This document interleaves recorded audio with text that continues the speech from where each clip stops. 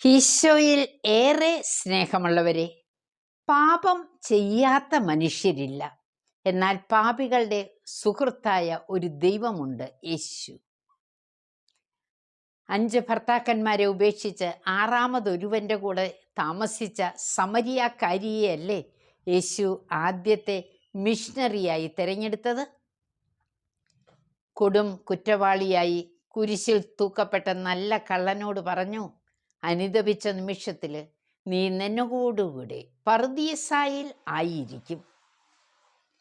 നീതിമാനായ ഫരിസേയൻ ദേവാലയത്തിനുള്ളിൽ നിന്ന് പ്രാർത്ഥിച്ചപ്പോൾ മാറത്തടിച്ച പാപങ്ങളോർത്ത് കരയുന്ന ചുങ്കക്കാരൻ കൂടുതൽ നീതീകരിക്കപ്പെട്ടവനെന്ന് യേശു പറഞ്ഞില്ലേ?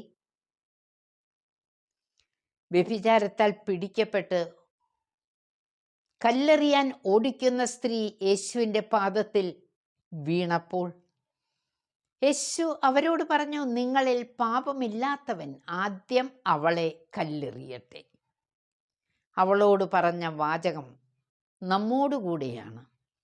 പൊയ്ക്കൊള്ളുക, ഞാനും നിന്നെ വിധിക്കുന്നില്ല, മേലിൽ പാപം ചെയ്യരുത്.